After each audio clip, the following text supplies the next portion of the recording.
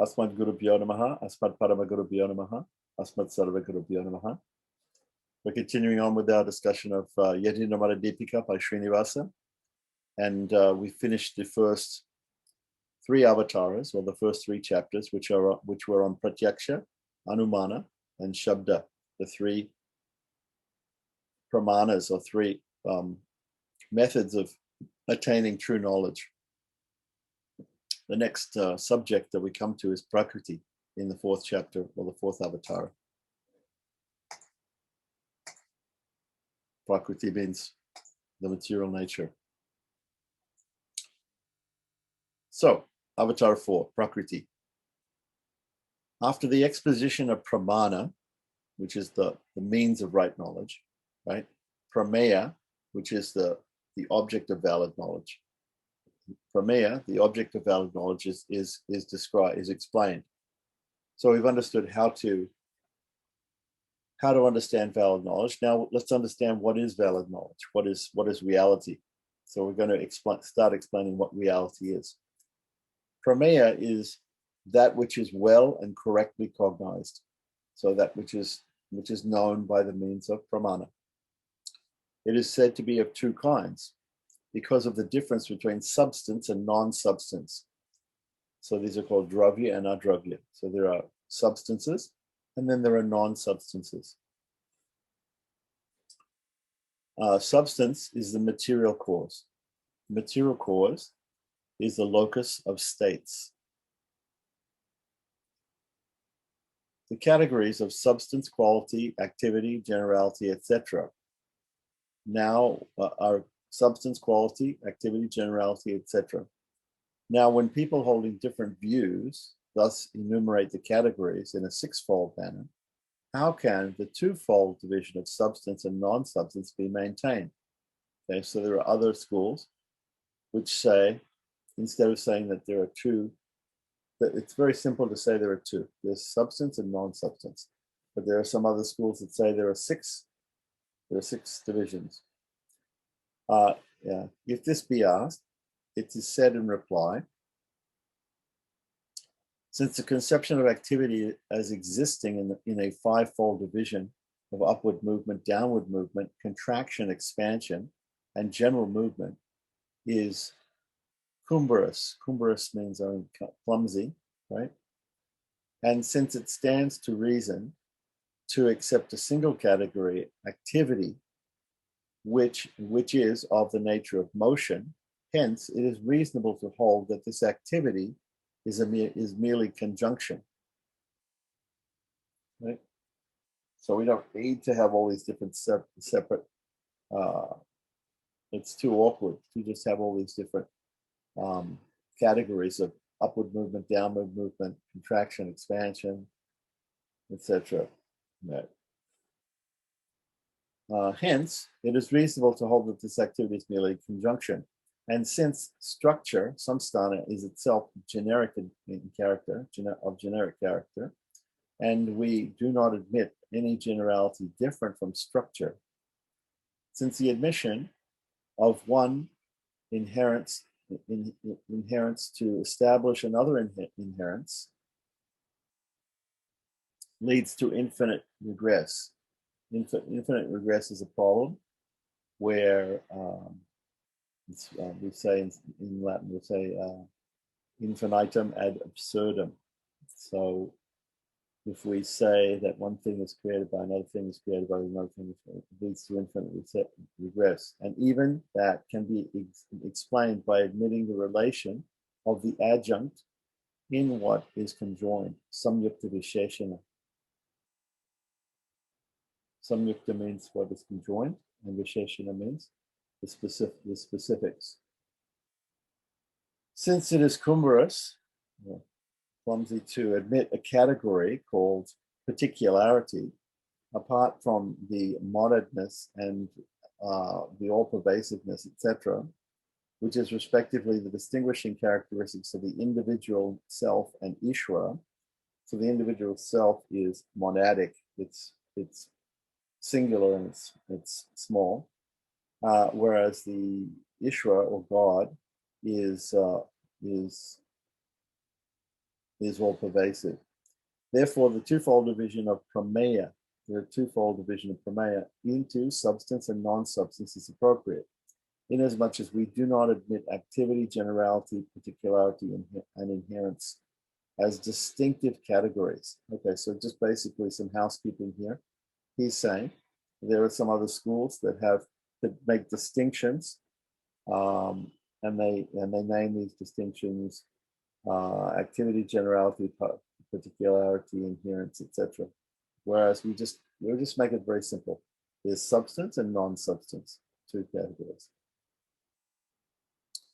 But what has been said, non-existence, by what has been said, non-existence as a seventh category is also refuted. So there's some schools that talk about a seventh category of things. There's substance and non-substance, but then there's also non-existence, according to some schools. So because non-existence is nothing else but another form of existence, right, it is refuted, right? So therefore we refute that there is this category called non-existence, because non-existence is nothing else but another form of existence. What is called antecedent non-existence is the continuance of a prior state. What is called annihilative non-existence is the continuance of an after state. Absolute non-existence and neutral non-existence are but different aspects of the essential nature of the locus or the place.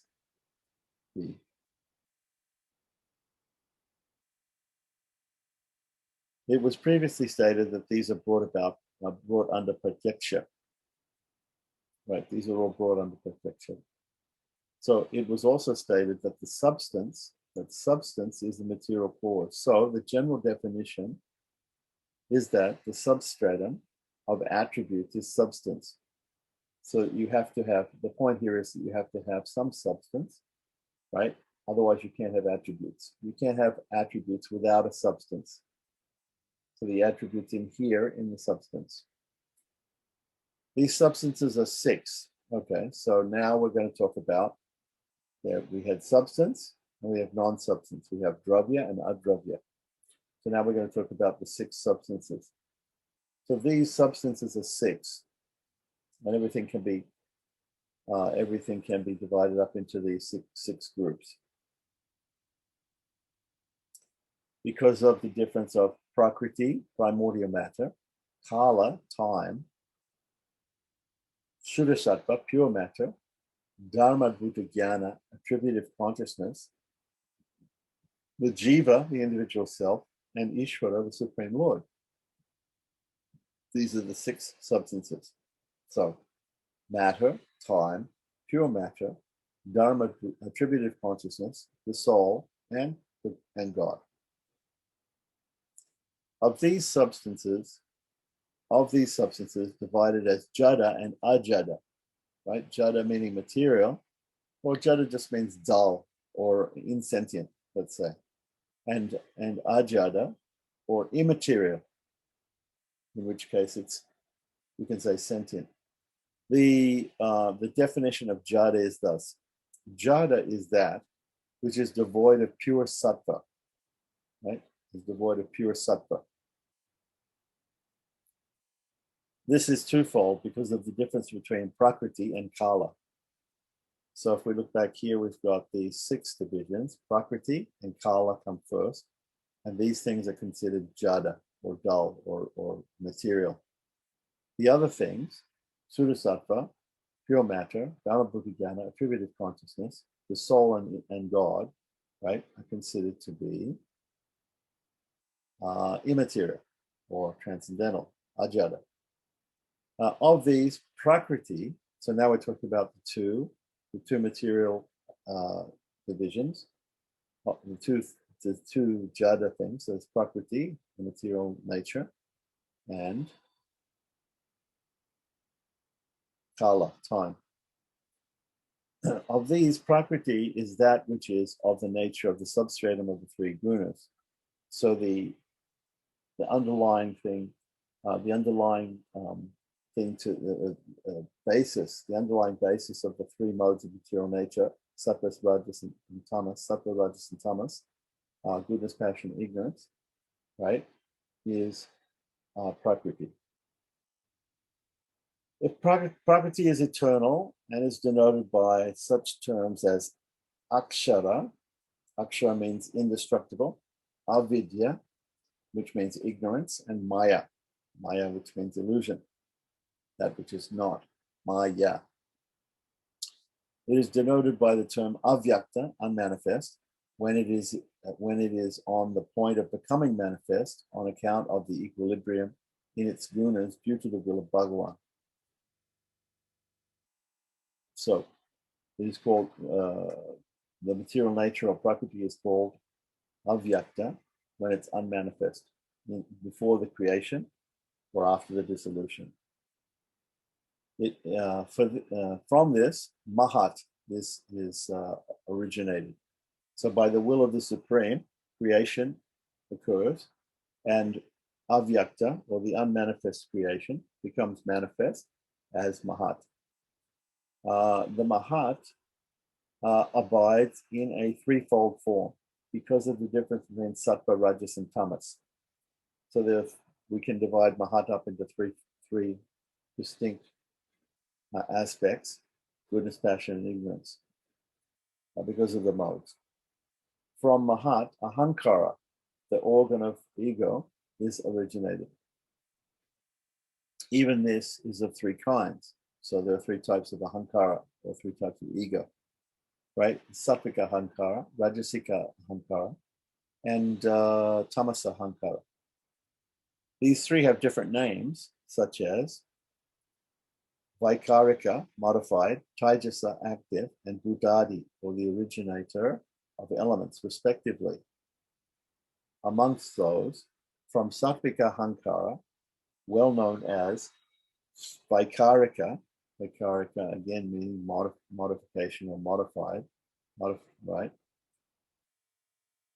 Assisted by Rajasika Ahankara, the 11 indriyas or organs are generated. The 11 indriyas. So we have the 5. Anyway, it's going to be explained. The definition of indriya is thus: indriya, or senses, right? Sense organs, right? Is the substance which has sattvika ahankara for its material cause. Indriyas are two kinds. There are sense organs and motor organs. So we can also say the knowledge acquiring senses, right, are the sense organs, and the working senses are the motor organs. Sense organs is that indriya which has the power of diffusing knowledge. It is of 6 kinds because of the difference as manas, mind, hearing, sight, smell, taste, and touch. So mind, hearing, sight, smell, taste, and touch. Sight, smell, taste, touch, and hearing, right? Right, that's 5. And the 6th one is manas, the mind. 6 kinds. All right. Manas is that sense organ which is the cause of memory, etc. So manas means mind. It resides in the region or cavity of the heart. Okay, so the idea is that the mind, not the brain, right? The mind resides in the region or the cavity of the heart and is designated by such terms as buddhi, which normally means intelligence, ahankara, which means false ego, and chitta, which means consciousness. And it is the cause of bondage as well as the deliverer. So the mind can free you, but it can also enslave you, depending on how it's used. So then we have auditory sense. Now we're going to go through the different knowledge acquiring senses. Auditory sense is that sense organ which has the power of apprehending sound only among the 5 qualities of sound, etc. In the case of human beings, it abides in the space limited by the orifice of the ear. So the ear is what we use for auditory sound. This is all very, very basic stuff. In the case of serpents, etc., it abides in the eye. So this was their idea that snakes somehow rather feel the vibrations of sound through their eyes. Likewise, the visual sense sight is that sense organ which has the power of apprehending color only. It abides in the eye in the case of all. The olfactory, or sense of smell, is that sense organ which has the power of apprehending smell only. It abides in the tip of the nose, on the nose, in the nasal passages, right? That's how we spell things. The gustatory sense, or the taste sense, is that sense organ which abides, which has the power of apprehending taste only, and it abides in the tip of the tongue, or in the tongue. The tactile sense is that sense organ which has the power of apprehending touch only. It abides all over the body. So we feel touches all over the body. We have that feeling of touch. Touch is not apprehended in the nails, right? There are no nerves in the nails, so we don't feel anything in the nails. That's why we can cut our nails. Hair, teeth, etc. Well, I don't know about the teeth, but anyway, in the hair and nails, right? And the teeth. Owing to the differences of the feeble state of vital airs in those places. So the idea is, their idea is that, so in modern science, we would say that there is because of a lack of nerves in those places, we don't feel when we cut our hair or when we cut our nails. We do have nerves in the teeth, and so therefore we do feel it when something happens to our teeth. But in any case, then they're not the most sensitive parts of the body. So the dimension of sense organs, such as hearing and others, as elemental, is figurative, since they are strengthened or satisfied by the elements. According to the ancient tradition, the relation of the sense organs to the objects is in some cases conjunction or samyoga, and in other cases dependence in what is conjoined. Samyukta ashrayana. Ashrayana means they take shelter of the samyukta of coming together. So dependence on in what is conjoined. The general definition of a motor organ, and we're going to go on to motor organs. So the motor organs is that it has the action capacity for any one of the actions, such as pronunciation, etc. This abides in a fivefold way because of the difference in the organ of speech, hands, feet, organs of excretion, and generation. Right. So now we're going to talk about these five. Right. So we've got speech, the hands, the feet, the anus, and the genitals. Right. So we have here the faculty of speech, or vak, is that organ which is the means of pronunciation of sound or letters. It abides in 8 places, such as the heart, the throat, the root of the tongue, the palate, the teeth, the lips, the nose, and the roof of the palate, which we see when we go through the Sanskrit alphabet. There are these different sthanams, or places, where pronunciation occurs. This is not found among animals owing to the absence of destiny, adrishta. It's not seen, unseen. Okay. The facility of grasping, or pani, is that organ which is meant for doing manual work. Among human beings, it resides in the fingers, etc. In the case of elephants, this resides in the trunk. So an elephant uses its trunk and has a little finger on the end of its trunk, has a little bump on the end of its trunk, which it uses like a finger, like we use fingers. The faculty of walking, or pada, is that organ which is the means of movement. Among human beings, that resides in the feet. Among serpents and birds, this resides in the breast and the wings, respectively. Right? So a serpent uses its chest or its breast to move, and the birds use their wings. Amongst human beings, that resides in our feet. The faculty of excretion, or payu, is that organ which is the means of excreting matter discharged from the bowels.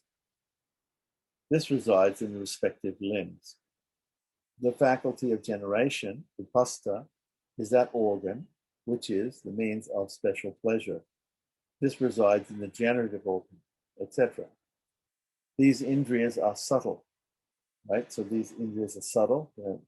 They follow the individual self in its entry into other bodies and other worlds, etc. So they follow along. The subtle body follows along with the gross. When the gross body is left behind at the end of life, the subtle body will continue on into another state. In the state of liberation, as they are unable to follow the individual self to the transcendental realm, right? Because the material, right, they stay here itself till the time of dissolution. Or they are taken by others who are devoid of such organs, right? The view that the motor organs are destroyed along with the destruction of the body should be abandoned, as it is opposed to the Sri Bhashya and other works. So we have to look and see exactly what the arguments are in Sri Bhashya that says that the different motor organs are destroyed along with the body, because he doesn't agree with that. By this, the disputed views like male sense, female sense, single sense, accept the single acceptance of the singular tactile sense are refuted. So there are some other views of other groups which are refuted. We're not going to go into detail about that here. From tamasa ahankara, also called bhutadi, right, assisted by rajasa ahankara, there arise the 5 tanmatras, sound, etc., and the 5 gross elements, ether, etc. A tanmatra is a substance in that subtle state which immediately precedes the production of the gross elements, so that from which the gross elements are produced. This is the material cause of the gross elements. The gross element is the locus or the place of objects such as a particular sound, etc. The tanmatras are 5. There are sound tanmatra, touch tanmatra, color tanmatra, savor tanmatra, and odor tanmatra. The gross elements too are likewise 5 because of the difference between ether, air, fire, water, and earth.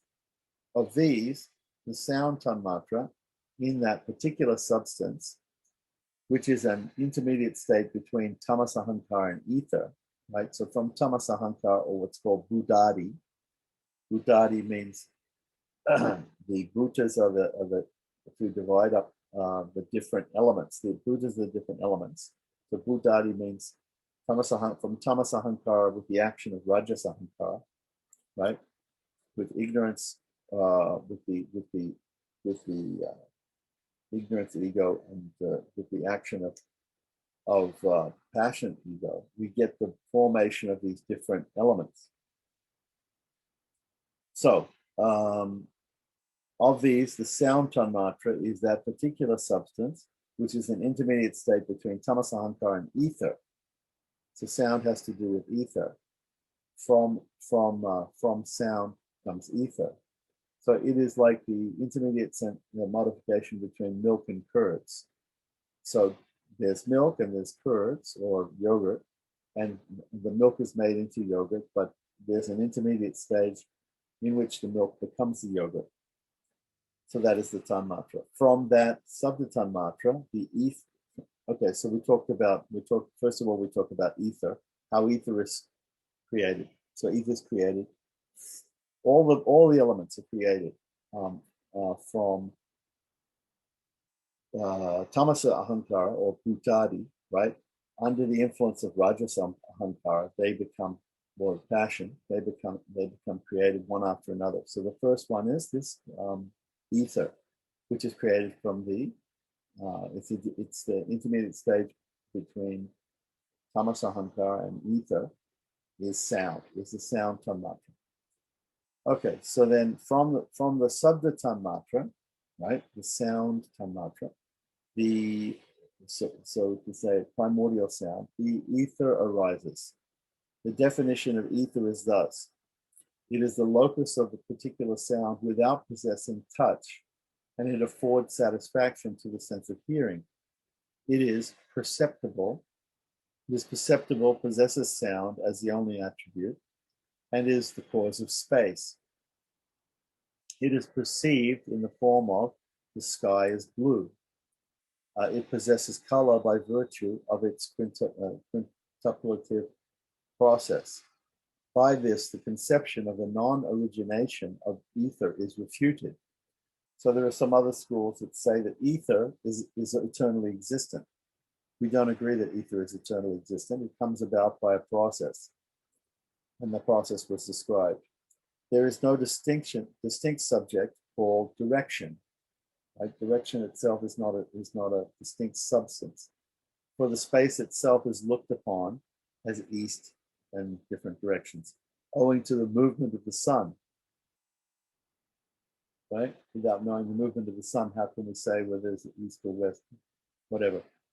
So direction depends on that. The creation of direction is accounted for like the creation of the sky. The touch tanmatra, now we're going to touch. Touch tanmatra arises from ether.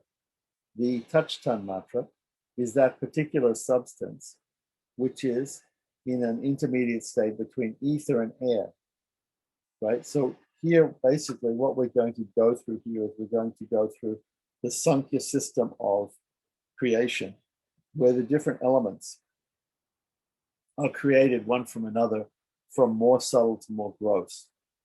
And so they're describing that. And this is nothing new because everybody understands the Sankhya system. And basically, we can say the Sankhya system is accepted by three Vaishnavas. From that, air arises. The definition of air is thus: it possesses touch, right, and is devoid of color.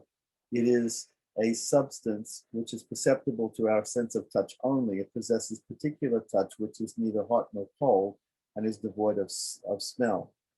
It is apprehended as cool, hot, fragrant, etc., owing to its contact with the particles of various substances such as water, sunshine, flour, etc. It helps by satisfying the sense of touch. It has sound and touch as its attributes. Now, the particular kind of air, which is the cause of the support of the body, is called prana. Prana means vital air. It is a fivefold because of the difference between prana, apana, vyana, udana, and samana. These are the five main life airs, right, which are understood to have different functions within the body. There is the delimitation that prana functions in the heart, apana in the anus, vyana in the whole body, udana in the throat, and samana in the region of the navel. In the case of the non-ambulance, right, those which the association of prana is equal as in the case of ambulance. In the case of those living beings that do not work, like trees, right, are non-ambulance. And in the case of animals, right, which can move, right, we're ambulance, right. In the case of non-ambulance, like trees, the association of prana is equal, right, and as it is the case, as in the case of ambulance. It is perceptible by the sense of touch. By this, the Nyaya Vaisheshika view that it can be inferred is refuted, right? So the Nyaya Vaisheshika schools, there are 6 main schools of Indian philosophy. Nyaya and Vaisheshika are 2 of them. So the Nyayayikas and the Vaisheshikas, right? These people believe that the sense of touch can be inferred, but here it's being refuted that it can be inferred. It is actually perceivable. It's directly perceivable. The color tanmatra is that particular substance which is in an intermediate state between air and fire. Color, right? From that, right, from that color tanmatra, right, arises fire. The definition of fire is that it possesses hot touch, effulgent color, etc. Externally, it is the means of maturation in the form of fire and the sun. Internally, it is the means of maturation in the form of gastric fire, right, known as Vaishvanara, the fire of digestion. Fire So these are different types of fire. Externally, we see the sun and we see fire, and internally we feel that's fire digesting in the body. These are all fires. Fire forms of fire. So fire in the form of light assists in ocular perception. So obviously the fire digesting is not a form of fire with light, but the sun and fire are, right? And the fire accepts in ocular perception, seeing of all save owls and other such beings. So apparently they're putting owls in certain nocturnal animals that can see in the dark, right, in a slightly different category, because they can see in the dark when there's no light, apparently, right? Although scientifically we might say they must have some way of seeing. Anyway, it is a four kinds, as of the difference of Boma, terrestrial, Divya, celestial, Udarya, gastric, and Akaraja, mineral. Of these, Boma is the fire, which has the earth element as its fuel. All right, so if we have a hunk of wood which is coming from the earth, right, and we burn it, that is called Boma type of fire. For instance, flame, etc. Divya is that fire which has water as its only fuel. For instance, the sun. Okay, it's a little bit mysterious to me. Audarya is that fire which has earth with water as its fuel. For instance, the fire in the stomach. So the fire in the stomach there's liquid and there's solids in the stomach, and that is the fuel for the fire in the stomach, the Vaishvanaya. Akaraja is the fire which is devoid of fuel, such as gold. So it appears to be like fire, right, by its color and everything, but it's not actually, it doesn't actually have any fuel. The absence of hot touch in gold is due to its contact with other substances. Okay, so that's a very interesting idea. Again, it is generally divided as effulgence and effulgent, right? That which has effulgence. So the effulgence itself and that which has the effulgence. The light is different from the fire, right? These are two kinds here, the Prabha and the Prabhavan, the possessor of light. Effulgence is a particular kind of diffusing fire subject to contraction and expansion of light, depending on the presence and absence of obscuration. Avarna. Avarna means obscuration. It arises along with the effulgent. It is destroyed along with it, right? Right. So effulgence cannot occur when there is nothing which can be effulgent. It is of the nature of substance as well as quality and is made up of parts. Effulgence is described like that. Hence, the view that effulgence is purely a quality is refuted. So here he's saying that effulgence is not purely a quality. A quality is an adravya, right? Right, is an attribute, right? But it's actually a substance, right? Effulgence. Hence, the view that effulgence is purely a quality is refuted. The effulgence is that fire which is qualified by effulgence. The effulgent is the fire which is qualified by effulgence. So the fire has the quality or the attribute of effulgence. That this is of four kinds has already been stated. Fire possesses the attributes of sound, touch, and color. The rasa tanmatra, in that particular substance, right, the taste tanmatra, right, is in an intermediate stage between fire and water. Again, we're moving from ether to air, from air to fire. Now we're moving from fire to water. It's a process of creation. From that arises water. The definition of water is that it's cold touch and possesses particular savor without having smell, particular taste without having smell. Though it is white, sweet, and cool by nature, the manifold qualities of color, savor, and touch are superimposed on it owing to the difference of the contact of substratum, etc. It is manifold in the form of ocean, river, etc. Those are different types of water. Water possesses the attributes of sound, touch, color, and savor, right? And is the means of sprinkling, clotting, etc. Now, continuing on, the odor or the smell, tanmatra, is that particular substance which is in an intermediate state between water and earth. So we went from fire to water, now from water to earth, right? From that arises earth. The definition of earth is that it has, besides savor or taste, particular smell and particular touch, etc. It is fragrant, sweet, black-colored, and has touch, which is neither hot nor cold. It has manifold color and savor or taste on account of the modification produced by heat.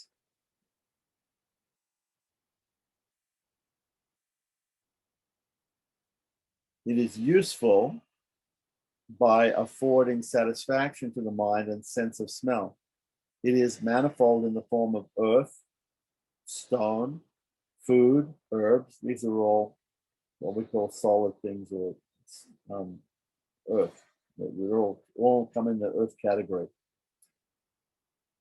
And possesses the attributes of sound, touch, taste or savor, and smell, and is the cause of support, right? Holds us up, the earth. Tamas, or darkness, is brought about by the category of earth. For it is an attribute or another state of it. Therefore, the views that it is only the absence of light, darkness is only the absence of light, right? And that it is a distinct subject, etc., are refuted, right? The attributes such as sound, etc., are perceived in all the elements on account of the process of quintuplication. So, the attributes of sound, touch, taste, smell, and sound, touch, taste, smell. Forget the fifth one. Anyway, are perceived in all the elements. So in all the elements, we have some part of these tanmatras, or these different subtle aspects of the others. The process of quintuplication is thus. So the idea of quintuplication is thus. Bhagavan, the Supreme Person, having created the elements, divides each element into two. Of the two parts, residing one part in its own nature, right? One part in its own nature, and then redividing the other part into four, he combines four subparts of the four other elements. So every element is basically 50% itself, and it has also some aspect, some quarter aspect, it's a quarter of a half. So what would that be? 50% divided by 4, right, of the other elements. In this manner, when all the elements are created, one half of each element retains its own nature, while the other half is made up of the parts of the other four elements. So there is the designation earth, etc., since the portion of its own nature is more than the other elements, and the other elements are less, right? So an element is known by what it's mainly, but it has some aspects of the other elements within it, right? Because of the theory of creation and how it goes from subtle to gross. The teaching of the tripartite process in the Veda refers synecdotically, right, to the quintuplicative also, right? So apparently in the Veda, this is described as a tripartite or a three-pronged process, but it's actually a five-pronged process. Others speak of as it being a seven-part process, by adding Mahat and Ahankara along with the 5 elements. Of these 24 principles, right, 24 principles, the 5 elements, right, Prakriti, Mahat, that makes 7, Ahankara, that means 8, right, 5 elements, earth, water, fire, air, ether, Prakriti, Mahat, and Ahankara are the material cause of the body, the 11 indriyas, right, each of which is innumerable, right, are different in regard to every person. So everybody has slightly different senses, right? They enter the body and stay like gems laid in a jewel, in a piece of jewelry. So there are different gems. The analogy of the senses in the body is like a gem set in a particular part of a piece of jewelry. What is called sharira, or the body, right, is that particular substance which has inseparable relation with the sentient, right, meaning the soul, invariably as the adeya, supported, and the videya, the controlled, and the shesha, the subsidiary. Okay, so now we have a definition of the body. The definition of the body is that it is supported by the soul, it is controlled by the soul, and is subsidiary to the soul. Right. That is the single definition of the body, right? So if we understand now we understand the definition of the body. This will become useful later on when we understand the definition of Sarira, Shari, Baba, the relationship between the universe of Chit and Achit, or sentient and insentient, to God, or Ishwara. Or a threefold division may be made as: 1, body is that which is invariably supported by the sentient soul, right? 2, body is that which is invariably controlled by the sentient, by the soul. And 3, body is that which is invariably subsidiary or to the sheshin, or the sentient. In this sense, or body is that substance which is different from Ishvara and his knowledge, as per the definition, right? The definition of the body given by others, that the body is the abode of activity, that the body is the abode of the sense organs, that the body is the abode of enjoyment, that the body is made up of head, hands, feet, etc., are refuted by a definition. So here we've given a specific definition of what the body is. Specific definition of what the body is. And the most important thing in the definition of the body is that these 3 things, that it is that which is supported, controlled, and subsidiary to the soul, and to God, of course. Right. So those the other schools which give slightly different definitions to the body are refuted. Their definitions are refuted. The body is twofold: eternal and non-eternal. Eternal and non-eternal. Right? So there's two types of body. Of these, the eternal is the body of Ishvara, which is of the nature of substance, Prakriti, made up of, is the body of Ishvara, which is of the nature of substance, Prakriti, made up of the 3 gunas, Sattva, Rajas, and Tamas, time, the individual selves, the divine, auspicious figure in Vaikuntha. Right? So the body of Ishvara, made up of the 3 gunas, time, the individual selves, and the divine, auspicious figure in Vaikuntha. So he has everything as his body. And the natural forms of Garuda, Shesha, and others who belong to the class of Nityasuris are also eternal. Right? So these are eternal bodies. These are eternal bodies. Right? The non-eternal types of bodies is of twofold: non-karma made and karma made. The first consists of the forms of Ishvara, such as Mahat, etc. The likewise are the forms of Ananta, Garuda, etc., assumed at their wish.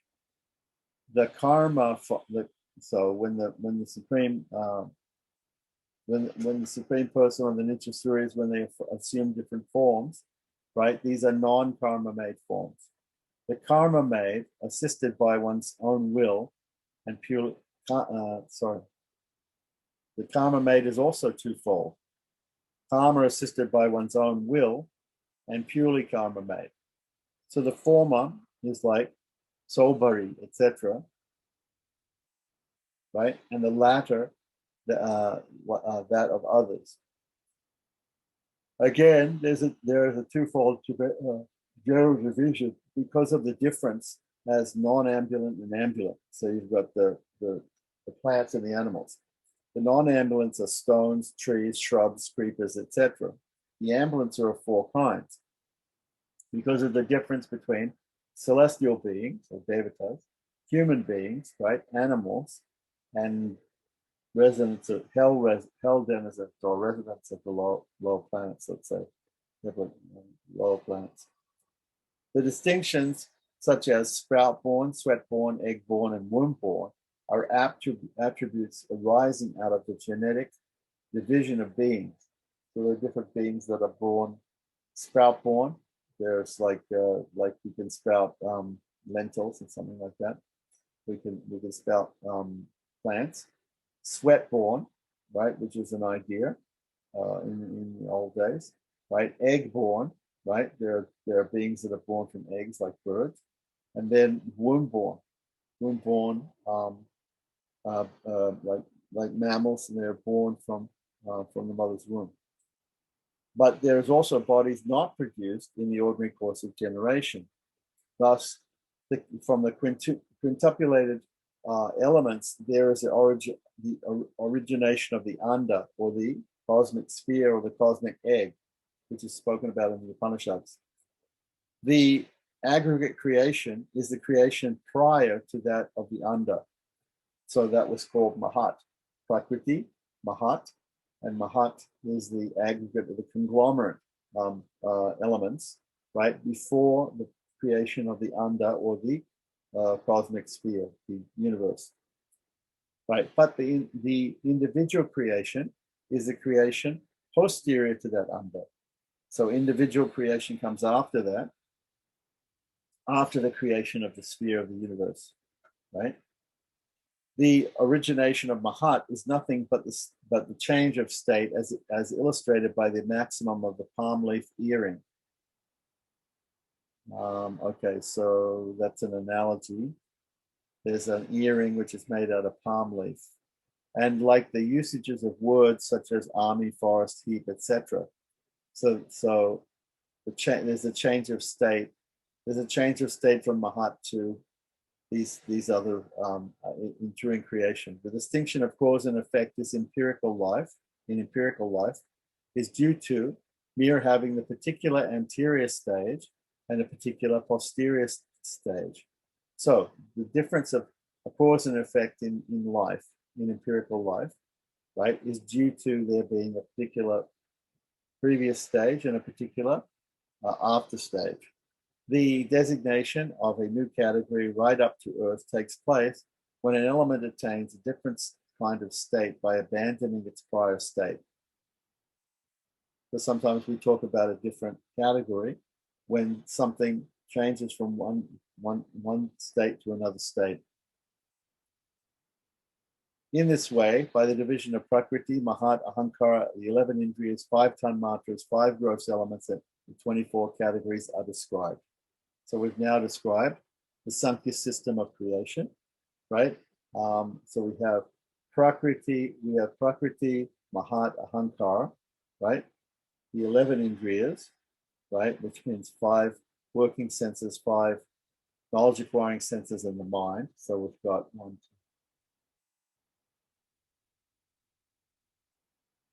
2. Okay. So then we have 5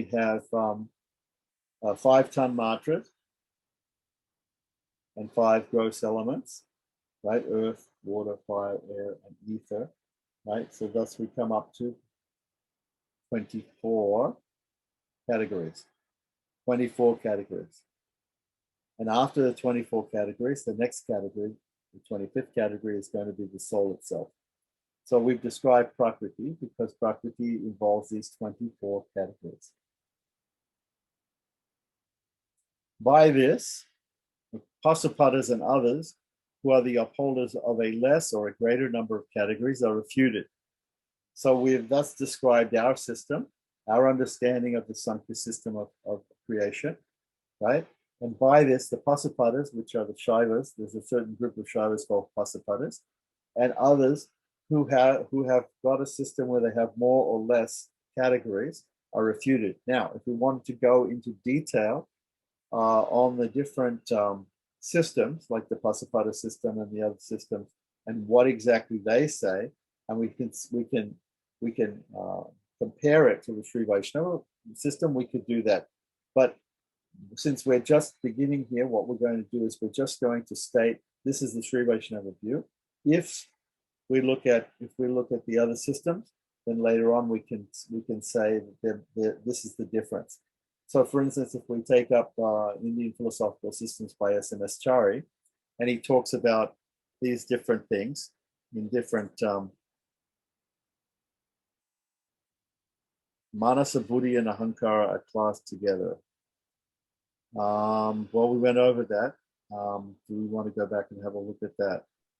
I was thinking how you mentioned the manas is in the heart, and then in that same spot you also have buddhi and ahankara, whereas we always took it as, it's mind, intelligence, false ego, and we take them as three different things. And then you mentioned they are different elements. According to the Bhagavad Gita, they're different elements. So if we want to go back and we want to look at that, but the exact difference between these elements, I think we already discussed. They are different elements. They are different elements. So for instance, if we look up here, so he mentions here Prakriti Mahat Ahankar. So Ahankar is something like that. Then they have but in the process of Sankhya, a process of creation, one comes. They're explained in slightly different ways, so they are considered separate elements. Okay. Yeah. The Vaisheshikas also, who uphold the doctrine of monads, right, constituting the cause of the universe, are refuted. So Vaisheshikas also have this idea that there are these individual things which have nothing to do with each other, and they somehow or other create the universe. That's also been refuted. Prakriti and others become the objects and means and the abodes of enjoyment for Ishvara as well as the individual self. So the Supreme Lord enjoys Prakriti. He enjoys Prakriti. He enjoys creating it and enjoys it working and everything like that. And so also the individual self also tries to enjoy Prakriti. The objects are the material for the enjoyment, right? There has to be some material for enjoyment. Eyes and other instruments are the means for enjoyment, right? So there's a material cause and an efficient cause of enjoyment. The material cause is the objects, and the efficient cause is the senses, which we use to enjoy. The abodes or enjoyment are those hosts of andas included in the 14 worlds. So the places of enjoyment are the different are the host of andas, right? Andas means eggs, right? We're talking about universes, right? Included in the 14 worlds. So there's also this idea of 14 worlds within a particular anda, within a particular universe. What is called anda, right, or egg, is that material substance which is of the shape of a wood apple. Not exactly sure what a wood apple shape is, but we could say it's a round thing, let's say, and which has its origin in the quintuplicated 5 elements. So obviously, you can't have the world, you can't have the universe without first having the elements. It is thus Vu in the shape of a lotus. The earth is in the shape of a lotus. Meru in the shape of the pericarp of the lotus, in the middle of the lotus, right? To the south of Meru, there are 3 continents, Bharata, Kimpurusha, and Hari. To the north are 3 continents, Ramyaka, Hiranyaka, and Kuru, right? In front is the continent of Bhadrashva. Behind is the continent of Ketumala. In the center is Ilavrita. So we have here, let's see, 3 and 3 and 6 and 2 more is 8 and finally 9. So this is describing Puranic cosmology. The Puranic idea is that there's a dweepa, more like an island, and it's divided up into 9 sections, and the center part, and it's described like a lotus. So that's Jambudweep, comprising of the 9 continents, has the extension of 1 lakh of yojanas, and exactly what a yojana is, we don't know, but it could be. This is all Puranic cosmology. Encompassed by a salt sea of the same extent. This sea is encircled by Plakshadweep of double the extent, comprising 7 continents. Even this is Begirt. Begirt means surrounded by an ocean of syrup. This ocean of syrup is called by another dweep called Shalmali Dweep. This again by the Sea of Liquor. This is by Kushadweep, and this by a sea of clarified butter. This also by the Kronchadweep, this by a sea of curd. This again is encompassed by Shakadweep, this by a sea of milk. This by the Pushkar Dweep, containing the bracelet-shaped mountains Manasotara, which divides the 2 continents. This by a sea of pure water. Thus, each following dweepa is to be viewed as double the extent of the immediately precedent one. Plaksha and other dweepas contain 7 continents. These 7 dweepas are encompassed by the land of gold twice its size. This land of gold by the mountain Loka Loka. The mountain by the blinding darkness. This blinding darkness by the uterine waters. Uterine waters means Garbha Dakshayi. That's why we have this word Garbha Dakshayi. Garbha means the uterus or the womb, right? And the waters or the amniotic fluid in the womb, right, is called uterine waters or the Garbha Dakshayi, the ocean of uterine waters. This by the shell of the Anda. So the shell of the universe is containing this. Thus, below Bu, there are 7 worlds, right? So Bu is the Earth, and this whole idea of there being 14 planetary systems, right? There are 7 below and 7 above, right? So below Bu or the Earth, there are 7 called because of the difference between Atala, Vitala, Rasatala, Mahatala, Sutala, and Patala. Below are the infernal regions. These are the fields of the experience of the fruits of demerit of the sinful. So sinful people will go there and they'll suffer in those places. Rorava and other infernal regions are mainly divided as 21.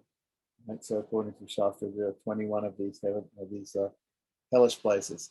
Beyond that, darkness, then the uterine waters, right? Again, then the shell of the Anda, then the shell of the universe. Thus, 1 lakh of yojanas above Bu, right, is the solar orb, right? That itself is Bhuvaloka. So when we say Bhur Bhuva, that is what Bhuvaloka is. Beyond that is the orb of the moon. Over that is the stellar sphere, the planets such as Buddha, Shukra, Angaraka, Brihaspati, Shani, and the constellation Ursa Major or the Great Bear. Right, which is, I think, also the Great Bear. That's the Great Bear in Latin. It means the 7 sages. It's called the 7 sages. It's a constellation. Okay, beyond that, Dhruvaloka, or the pole star. Beyond, beginning from the solar orb up to the world of Dhruva is called Sva. So we have Bhur, Bhuva, and Sva, or Subaha. Beyond 4 lakhs of yojanas, 400 a lakh is 100,000, so 400,000 yojanas, is Mahaloka, 1 crore of yojanas in extent. 1 crore means 100 lakhs, so 10 million. right? So if a lakh is 100,000, crore is 100 times that, 10 million, right? So 1 crore is 10 million yojanas in extent. Twice the size of Jana Loka is Jana Loka. So we have Mahaloka, and then twice the size is Jana Loka. Then Tapa Loka, 4 times the size of it in extent. And then Satya Loka, 12 crores of yojanas in extent. Beyond that is darkness, again, uterine waters, right? The Garbhodakshayi, and the shell of the Anda. So this is a very, very complete explanation of what's given in many, many verses in the Puranas. It's the Puranic cosmology. In this manner, the measurement of Bhu is said to be 50 crore yojanas horizontally and longitudinally. So say horizontally and vertically. Horizontally and vertically. So the view that it is 100 crore yojanas in extent is due to the difference in measurement. Right, so 50, it's supposed to be 50 crores horizontally and 50 crores vertically. Right, the view that is 100 crore yojanas is in extent is due to the difference in measurement. The shell of the Anda of the universe is 1 crore yojanas in extent. Right. So the shell is very thick. The shell is very, very thick. That Anda of the universe, the Anda or the egg of the universe is surrounded by an enclosure 10 times of that in extent. The Andas similar to this are infinite, like bubbles, right? So there are infinite numbers of these universes, right? They are created by Ishvara simultaneously. So God creates all of these universes simultaneously. So it's we can talk about a multiverse where there are many of these universes. Ishvara's creation up to the four-faced Brahma is immediate, right? So God creates everything up until he creates Brahma immediately. After that, so there's first of all there's Sarga and Pratisarga. In Sanskrit, we call it Sarga is the immediate creation. What is the immediate creation? It's the creation by the Supreme Lord Srimad Narayana, right? He creates everything up to and including Brahma.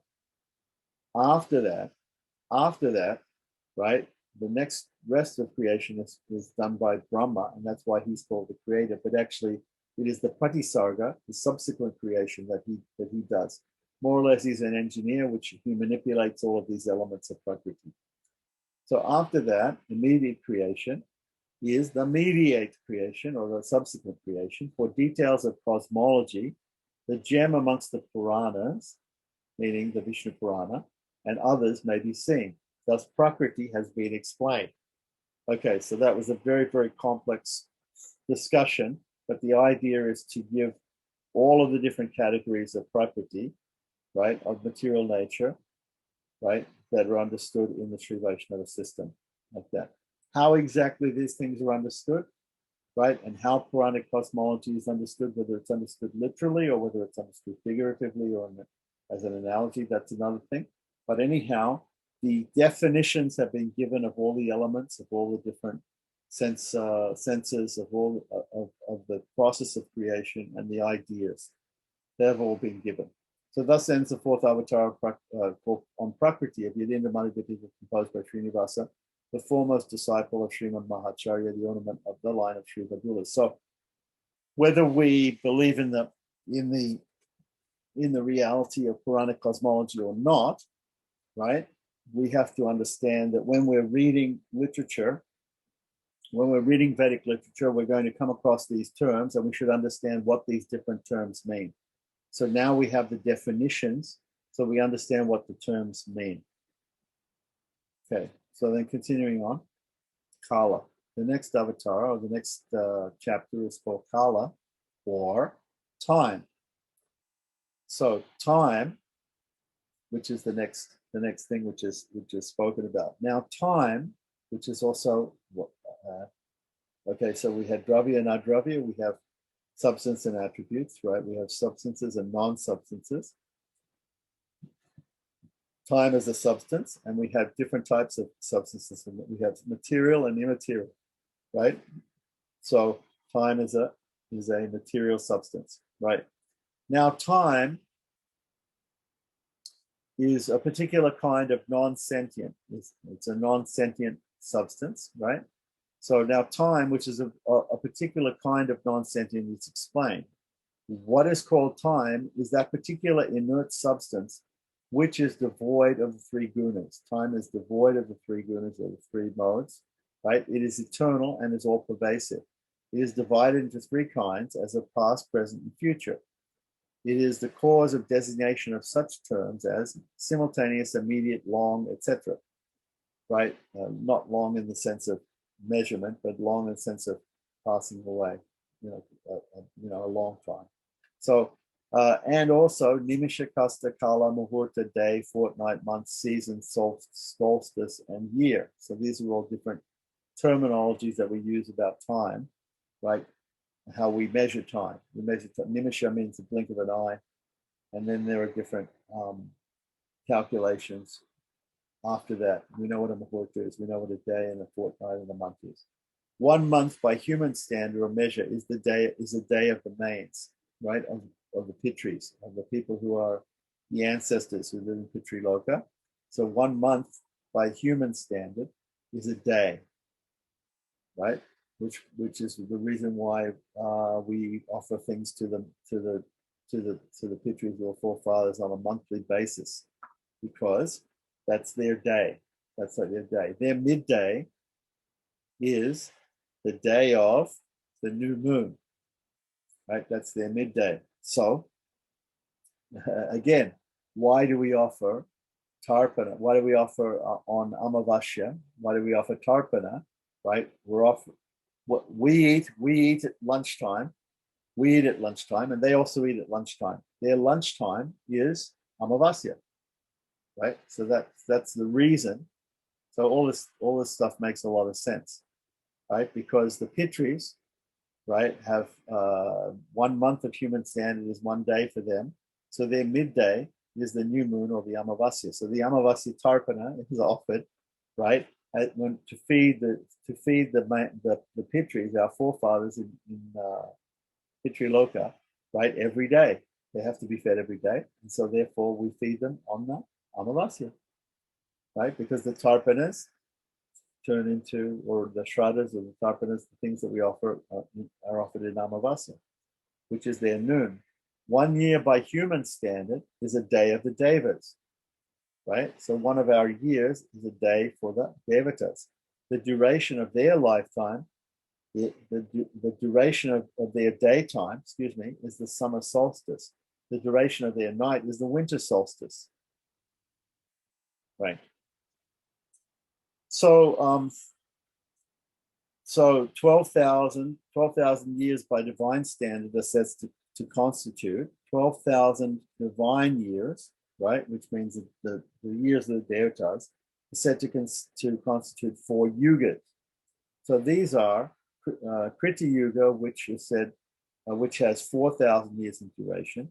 In it, Dharma is full, right? So it's full of Dharma, right? Treta Yuga, which is the next one, right? Which consists of 3 feet or 3/4 of Dharma, has 3,000 years. These are all 1,000 years of the devatas, right? As its duration. Dwarpa Yuga, which consists of 2 feet, which is half Dharma, right? Half measure of Dharma, has a measure of 2,000 years in duration. And Kali Yuga, which we're now presently in, right, has 1 foot or 1/4 of the Dharma, right? It has 1,000 years as its duration. The junction period of these yugas constitutes 2,000 years. 2,000 years. So, okay, so we have 4 plus 3 plus 2 plus 1, right? 4 plus 3 is 7, plus 2 is 9, plus 1 is 10, right? So remember that 12,000 celestial years of the devatas is equal to 1 divya yuga, or one rotation through the 4 yugas, right? So there are 2,000 years which represent they're conjunctions. So between the different yugas, there are these twilight periods, right, where there is some effect of one yuga and some effect of another yuga, and that is all made up of these 2,000 years. So there's 2,000 years. So not sure exactly how that's broken down, but it's not mentioned here. But anyway, plus 1,000 of such set 4 yugas, right? So now we're talking about these 12,000 divine years. 1,000 of such set yugas constitute a measure of Brahma's day. So Brahma has a day, right? And 1,000 Divya yugas, 1,000 sets of these 4 yugas, right, is 1 day for Brahma. So is this night also. So not a day in the sense of the full 24 hours, but in the sense of 12 hours. So this 1,000, so 2,000 Divya yugas is a full day and night of Brahma, right? 14 Manus take birth in a day of Brahma. So like that, 14 Indras also take birth. Likewise, 14 Saptarishis, of the 14 of the 7 rishis. Each Manu has a measure of 71 sets of 4 yugas for his time. Thus, by Brahma's standard, Brahma's longevity is 100 years. So Brahma, his life is 100 years, right? And but those 100 years are made up of days, and those days are equal to, what is it? 1,000 Divya yugas. 2,000 Divya yugas. So we can just see how long Brahma lives. Right. All this is dependent on time. All this is dependent on time. Likewise, the Nitya, Naimittika, and Prakriti dissolutions. So there are Nitya, means daily, Naimittika occasional, and Prakriti according to nature, dissolutions, also dependent on time. Time itself is the material cause in respect to its own effect. Time itself is the material cause in respect to its own effect. Impartite time is eternal. The effect again is non-eternal. Time of such description becomes an instrument of the cosmic sport of Ishvara, of God. In the sport manifestation of the Leela Vibhuti, which is this material world, Ishvara functions in God functions indeed as dependent on time. So there are certain avatars that God takes, that Sriman Narayana takes in this world according to different times, right? It is the eternal manifestation. In the eternal manifestation, or the Nitya Vibhuti, or Sri Vaikuntham, though time exists, it has no independence. So it has an independence here, it has no independence there. Some say that time does not exist there. Others say that time is the tamas predominant mahat. Both these views are opposed to scripture and perception, right? So now we can see some differences, for instance, between some schools and the Sri Vaishnava school. The Sri Vaishnava school admits that time is there in the spiritual world, whereas some other schools may say, for instance, the Gaudiyas may say there's no time in the spiritual world. So some say that time does not exist there in Sri Vaikuntha. Others say that time is the tamas predominant mahat, that it has something to do with mahat, which is a conglomerate of material aspects, right, which we discussed in the last chapter, right? Both these views are opposed to scripture and perception, and to know exactly where in scripture and how they're, I think we'd have to look into it further, but we can just take it that these are opposed. If we wanted to go further, we can understand. The Acharyas say that time is cognizable by the 6 senses. By this, the view is that it is an object of inference. It is an object of inference is refuted. By this view, that it is an object of inference is refuted. The view that it is an object of inference, right? So the Acharyas, they say that the time is cognized by the different senses. And so therefore we have to say that it's not it is understood by pratyaksha, right? Time is understood by pratyaksha, right? And then there might be a view by some people that it's inferred, that time is inferred. Time is not inferred, it's understood by pratyaksha. Thus, time is being explained. Thus ends here the fifth avatar on Kala of Yatindramata Dipika, composed by Srinivas, the foremost disciple of Sri Mahacharya, the ornament of the line of Sri Vadulas. Nitya Vibhuti. So, chapter 6, Nitya Vibhuti, the supreme, Sriman Vaikuntha Paramapada. Now the Nitya Vibhuti is explained. Immateriality, ajada. Immateriality, ajadatva, right? Immateriality, or transcendentalness, let's say, is the general characteristic of Shuddha Sattva. Shuddha Sattva means pure goodness. Dharma Abhuta Jnana, right? Attributive consciousness, the individual self, right? The jiva, and Ishvara God, right? So immateriality or transcendentalist, all these things are transcendental. Shuddha Sattva, Dharma Abhuta Jnana, the attributive knowledge, pure Shuddha Sattva means pure matter, right? Individual self, the jiva, and Ishvara. These are all immaterial or transcendental. What is called immateriality or transcendental, right, is self-luminosity. These are all self-luminous. Of these, the common characteristic of Shuddha Sattva and Dharma Buddha Jnana is thus: they possess the quality of immateriality or transcendentalness while existing for another. Okay, so both Shuddha Sattva and Dharma Buddha Jnana are used by others.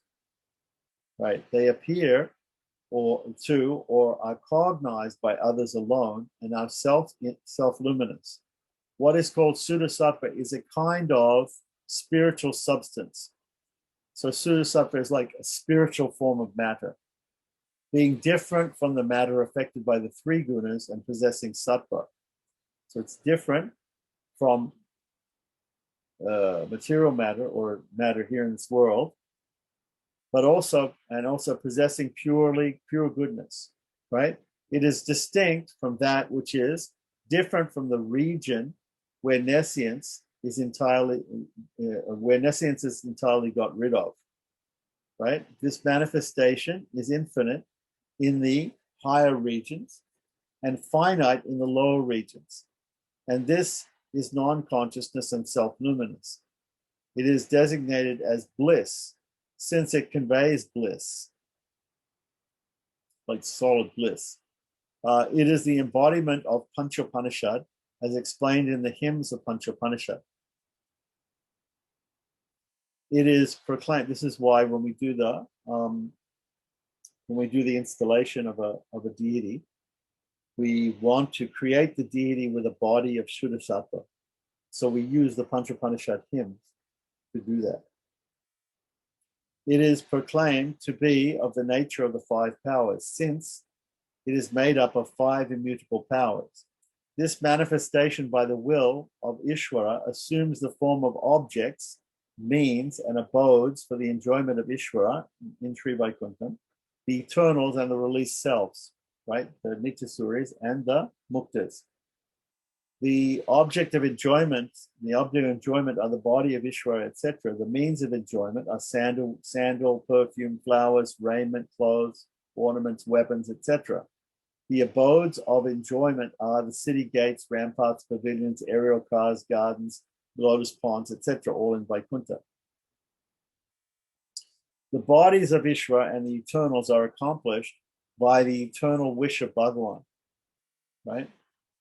So according to his Satya Sankalpa, his eternal wish, right? The bodies of the released selves, right? The muktas, the creation of manes for them,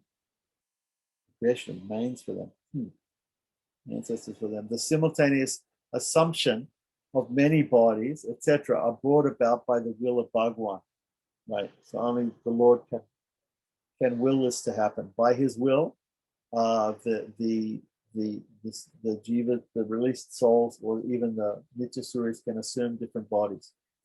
The bodies of Bhagavan in his aspects of Vyuha, Vibhava, and Archa, right?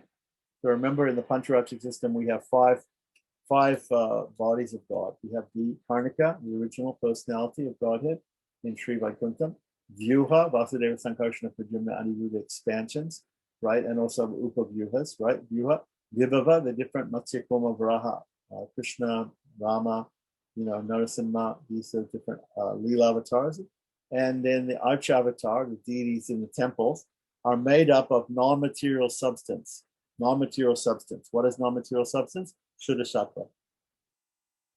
Okay. In the case of Archavatars, after the consecration, right, or the installation, the non-material body manifests itself dependent on the will of Ishvara, right, who is disposed to bless. So we shouldn't think that we are the cause of installing the deity.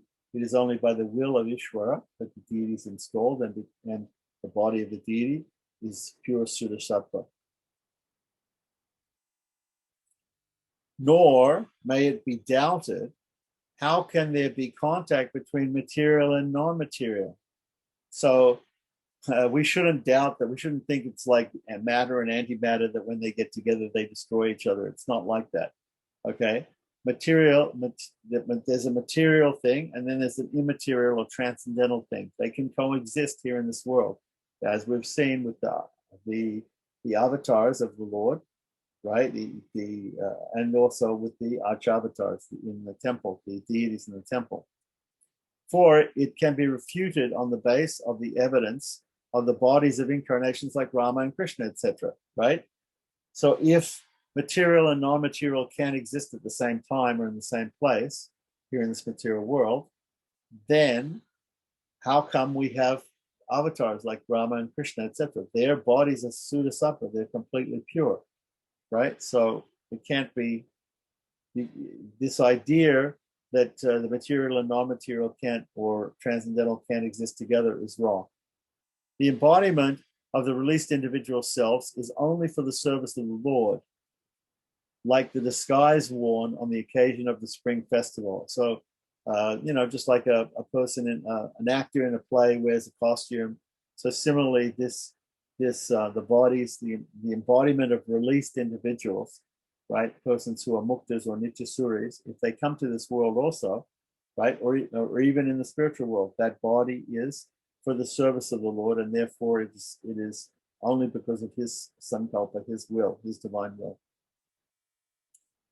The usage of the expression six attributedness in connection with Ishvara's body is due to the manifestation by it of those six attributes. So we say the word Bhagawan means that he has all these six attributes in full, right? All knowledge, all fame, all strength, all power, all beauty, and all renunciation.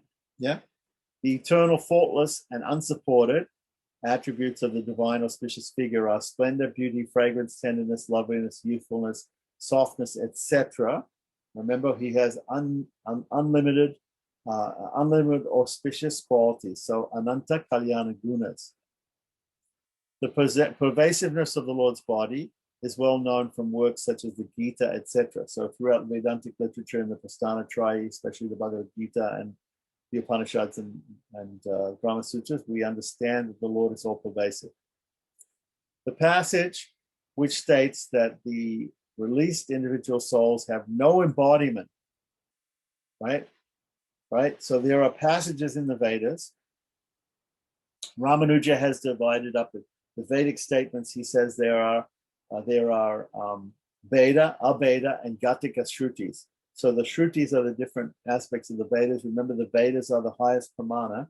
So we have to accept the Vedas. We have to accept what the Vedas say. They are Swata pramana. They're self-authoritative, right? So when the Vedas say that the living being has no body, right, what does it actually mean? It means that the body determined by karma is absent. Doesn't mean that the living being has no body. The living being has a body, but it's not determined by karma. It's determined by the Satya Sankalpa, the eternal will of the Lord, his body. Right? So according to God's will, right, the Nityas the eternal servants of the Lord, and the muktas, those who have attained liberation, they have bodies determined by the will of the Lord. There the senses are eternal. So the senses that they have in those bodies, they're eternal senses. Therefore, there is no relation of cause and effect. There's no relation of cause and effect. There's no karma that he had this karma, therefore he got these senses. No, it's not like that. Hence, the non-material or these spiritual or transcendental senses are not designated as separate categories like the material ones. So we have separate categories for material senses that we discussed in the previous before this. We're now in the sixth chapter, right? But in the fourth chapter, we were discussing Prakriti, and in that we discussed that the different categories. There are different categories for the different material senses. But since the non-material senses are not there, the root, there's no cause and effect for them. There's no cause and effect for them. Remember in Prakriti, in the chapter in Prakriti, we were saying how creation came about. There's a cause and there's effect for each element, for each sense, etc. So because there's no cause and effect, the only cause is the Satya Sankalpa, the divine will of the Lord. So we don't consider these things to be separate categories, the different senses of the eternal beings in Vaikuntha. Right? So hence, the transcendental senses are not designated as different categories like the material ones. But by this, the view that there are no bodies, etc., in the state of release is refuted. So we refute this idea that the state of release or moksha, there is no body. There is no body in that state. The one doesn't have a body. There's a spiritual body, right? It's not that one lives in an unembodied form or merges into the supreme Brahman or something like that. This is refutation. So the opinion of the disputant who maintains, so if there may be a person who disputes and maintains that the Nitya Vibhuti or Sri Vaikuntham is a portion of Prakriti because of the passage. There may be some passage which starts out beyond darkness. We have to go into that and see where that is exactly from if we want to go into it. Since Nitya Vibhuti is the locus of non-material or transcendental sound, touch, color, savor, taste, and odor, the material ether and others have been excluded. Right? So because we say that all those senses are transcendental in the spiritual world in Sri Vaikuntham, therefore the idea that Sri Vaikuntham is a part of this material world, right, has to be rejected. So anybody who says that and quotes some shastra to try and prove that is wrong. The view that it is non-sentient is repudiated,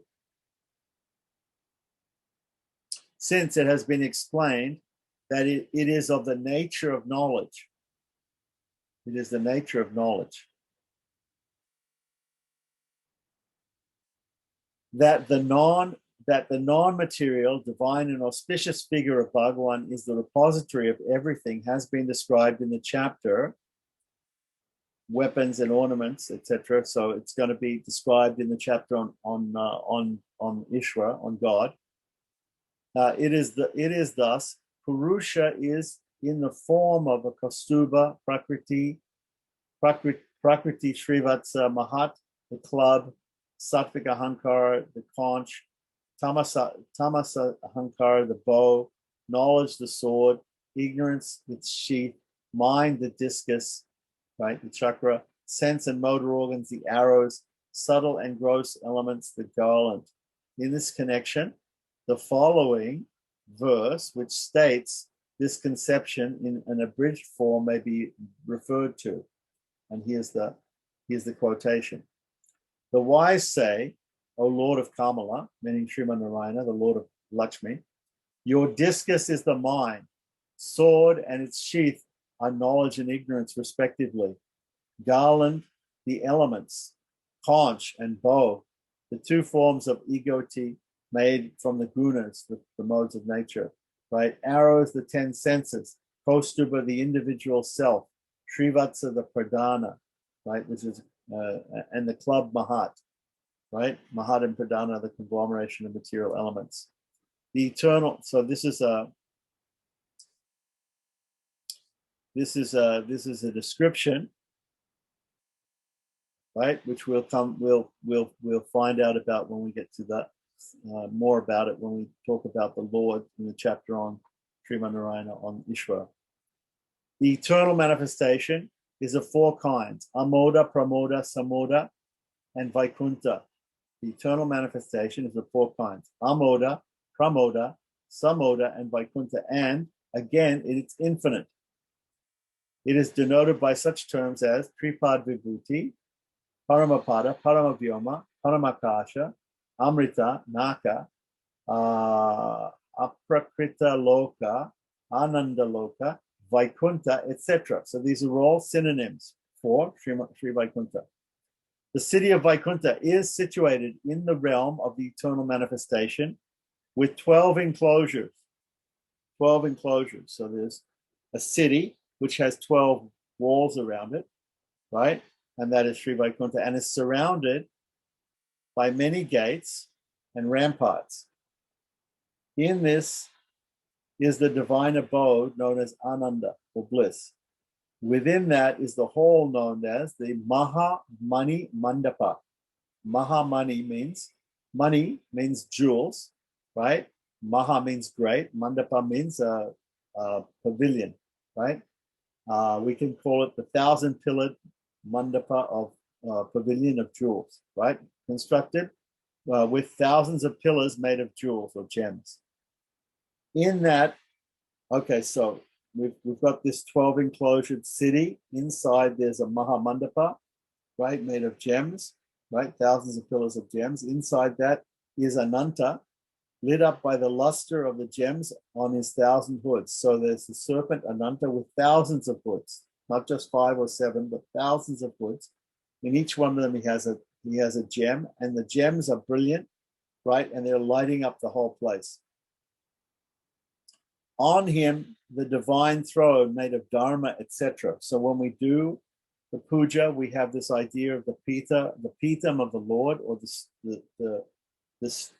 stand that the Lord actually sits on, right? The throne that he actually sits on, and it's made up of dharma, adharma, jnana, agyana. There's all these different things that we do in Pita Puja, right? So over it, so there's this divine throne. Over it is an 8-petal lotus, right? 8-petal lotus. Right, so there's this 8-petal lotus in which the Lord is sitting on this throne, right? Attended by Vimala, etc., and others with chowries in their hands. There are 8 ladies with yaktail fans or chamaras fanning the Lord. There are actually 9, right? So we have this 8-petal lotus, but there are these 9 ladies, right? Vimala and etc. There are different names for them, right? On it is Shesha, the abode of supreme knowledge. Over Shesha is the transcendental being who is beyond speech, right? It cannot be completely fully described by speech, right? Thus, Nitya Vibhuti has been explained. He hasn't gone further than that because he has a whole chapter about Ishvara where he's going to explain more about Ishvara. Thus ends the 6th avatar of Nitya Vibhuti of Yatindramata Dipika, composed by Srinivas Das, the foremost disciple of Sriman Mahacharya, the ornament of the line of Hadula. And the next one we're going to talk about is Dharmabhuta Jnana, or attributive knowledge. Oh, that was very interesting, that part. Yeah, that it's getting more interesting. Yeah. Yeah. That was very interesting. But you know, even if we don't understand completely, and each one of these points, okay, we can go into more and more detail to find out exactly why it's been said like this and exactly why the definition has been given like this. Here, what we're dealing with, we're just going through the book and we're just reading the definitions. These are definitions. Each one of these definitions have very long arguments to why it's said exactly in this way. Okay, Yeah. so we're not going into that. We're just understanding the definition so that when we read Vaishnava literature, if somebody says something, we understand what the correct definition of that is. Yeah, and it also made a lot of sense. Like whenever I do some of the pujas that Pancharatrika Prayoga that Rami has given, when you're doing the havans and you're installing the kumbha, etc., all these dharma, dharma, and all of these different things are mentioned, which is the seat of the Lord. So basically, you're preparing a seat to place the Lord.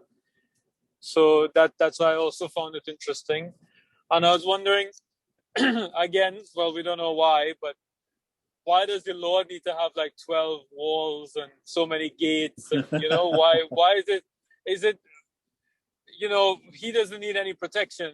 And it's obviously not for that, but is it something that we have to go through in order to get to him, or, Okay. that's why. So the exact nature of Sri Vaikuntha, right? We will only know when we go there.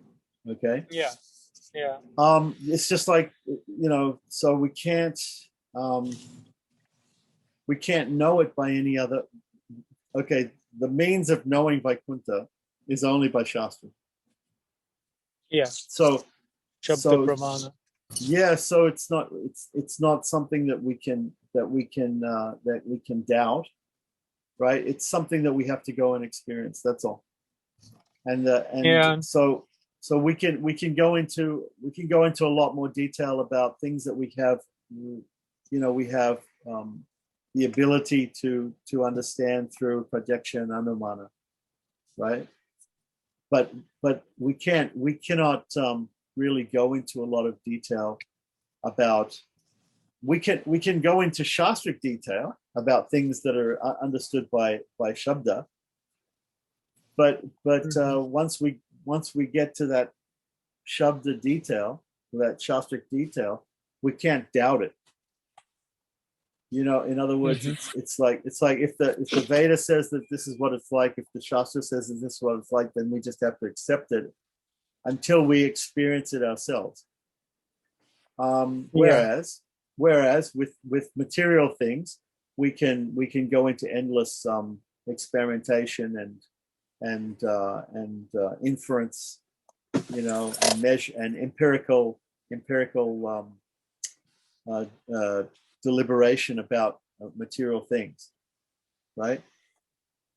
Yes, it's also interesting about the Satya Sankalpa of the Lord is how the jiva gets a body according to his will, which then also becomes eternal. And the chapter before about Kalaha, trying to understand also how come the Sri Vaishnava point of view is that there is time in the spiritual world, whereas other, I would have accepted, you think that, well, yeah, there's no time. What they say time is by its absence, it's conspicuous by its absence or something like that. That Gaudiya say. But it's non-dependent. Okay. It's dependent. So, it's dependent on the Lord. Right. So you experience time, etc. But again, it's totally how the Lord wants you to experience it, according to for his enjoyment, for his lila. Yeah, everything there. Yeah. So yeah, interesting. So now Dharma Adbhuta Jnana. Attributive knowledge. Yeah. Attributive knowledge. Yeah, that one knowledge. Sounds like it'll be a bit that one be a bit technical. Let's see. The whole book is technical. The whole book is it's just definitions. The whole thing is definitions. Yeah, it's like a big glossary. Exactly. Yeah. Of Sri Vaishnava terminology and explanations. Okay. Yeah. And the description of the Prakriti, and it's kind of like that description where it says like an onion, isn't it? And you peel off all the shells. That's like the anda, and then you have all the layers in between. But that's all Puranic. That's all. All Puranic. The description of the Puranic cosmology and all that kind of stuff. But and the idea of creation, of how creation came about. Okay. It really, in everyday life and everything, is it really going to be that? It's not going to be that important.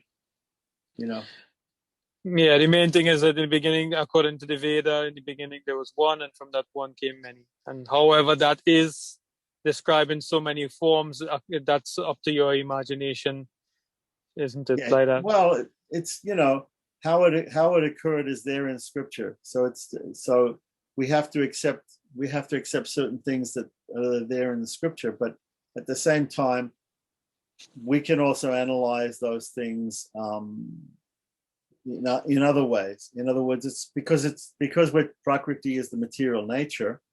It's not that that projection and Anumana are thrown out the window. We can also use projection and Anumana to understand Prakriti. Right. So okay. So although the scriptures, although Puranas may say certain things about Puranic cosmology and whatever it is like that, the scientists say other things, and we don't have to. It's not set in stone that we only have to accept one version of it, but we have different sources of knowledge for Prakriti. So he's just explaining the way it's understood traditionally, like that. We don't have to, unless it. I mean, I don't see where it would actually affect the philosophy of Sri Vaishnavism exactly, whether you believed in the reality of Puranic cosmology or not. It's accepted on a certain level. It's accepted on a certain level, so that we can understand the scriptures. But it doesn't have to be accepted. In a sense of the way that we accept our normal everyday lives and things like that. It's not that we can spend our life looking for the ocean of liquor, or the ocean of milk or something like that. There's no point to doing that. There's no point. And that's why with science you could make adjustments in our understanding because we apply the Pratyaksha Pramana. So even though we have the Shabda, but through time we've realized more and more things through Pratyaksha Pramana, and that's why we can make adjustments, and we don't have to, like in the case of Srila Prabhupada with the moon landing and all of that, he didn't want to accept that at all, because Shabda Pramana of the Bhagavatam is saying it is like this, but then we are seeing with Pratyaksha Pramana that is not like this, and therefore you can use now that Pratyaksha Pramana to now come to a different conclusion, which is not considered a bad thing, because this is what the Shastra is giving, that we can use these different... See, Prabhupada is saying, okay, there's a description here in the scripture of the moon or whatever it is like that. And there's a description given by the scientists. And that those two descriptions don't come together. They don't agree with each other. And therefore, what he's done is he's taken Anumana or logic. He's inferring that one is right and one is wrong. Okay. That's an inference. So he's using inference there, like that. But there's no need to use inference if we have projection. Mm-hmm.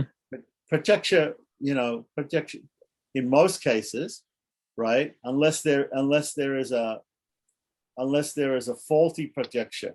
So that's why people counter. They say there's a faulty projection. But if we're going to say that if every time you present some proof, some material proof for projection to somebody, if they always say that thing is faulty, then what do they believe? Then what do they believe? Like that. If there are some people, if you say to them that that color is red, and they'll say, no, that color isn't red, that color is green, like that. How then can you live your life? Because you can't drive your car unless you know the difference between red and green. Because the red, you have to stop when it's red and you have to go when it's green. If you're totally colorblind, you have no clue as to whether to stop or whether to go. Mm-hmm. So if you doubt pratyaksha, you cannot understand anything. There's nothing that you can understand if you doubt pratyaksha. If you doubt every pratyaksha. Exactly. And that's what they always counter with, that you can't take pratyaksha fully because pratyaksha is faulty, because the senses, can have faults. And then they always give the thing about if you put like a straw in a glass of water, it looks bent, but the straw is straight. But yeah, that's the point. But still, as you said, right. But there's a reason. There's a reason why the straw looks. There's a reason why the straw looks bent. There's a reason because of the way light works and the way refraction works through water. And there's a reason. There's a scientific reason which can be explained why the straw looks bent. So, okay, the pratyaksha is the straw looks bent. The direct sense perception is the straw is bent. When you take it out, it's straight. You put it in, it's bent. So it seems that it's an illusion. It seems to be an illusion because it's not really bent. It just appears to be bent like that. But what is the reasoning for that? The reason why is because of the refractive nature of light through water, for a thing through water. So if you understand the reasoning behind it, you can understand it. You can't just simply say that because I put a straw in water and it appears bent, therefore anything that I see is wrong. You can't. That's an inference. You've just inferred because I put the straw in the water and the straw seems bent and I know the straw is straight, right? Therefore, I can't trust my eyes. You can't trust your eyes in certain circumstances. It doesn't mean that you can't trust your eyes at all. Otherwise, we would say pratyaksha is not a pramana, right? What they're basically saying is it's all fake news. It's all wrong, like that. It can't all be wrong. So you have to investigate why a certain view is wrong and why another view is correct, right?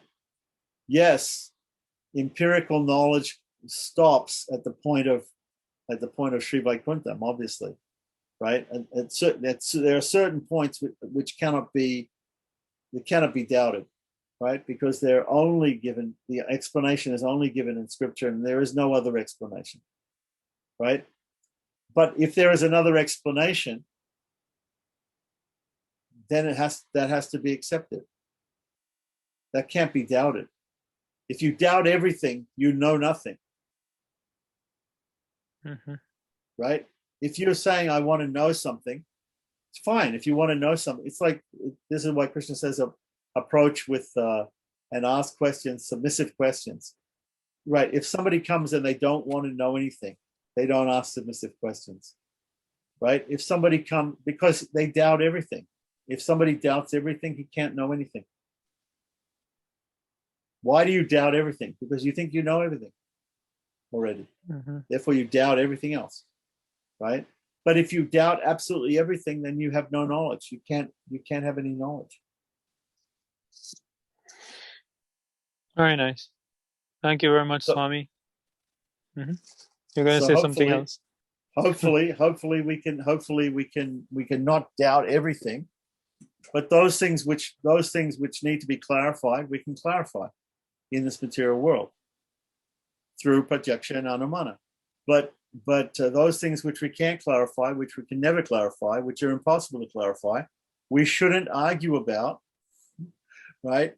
But we should just accept the version of the scriptures. If somebody else has some other scripture that says some other thing about something which is transcendental, okay, let them accept that. Because I don't want to fight with people about how many angels can fit on the head of a pin or something like that. It's not useful. Because remember, in the very beginning of Yatindramata Dipika, it talks about knowledge being useful. True knowledge has to be useful. All this other stuff is not useful.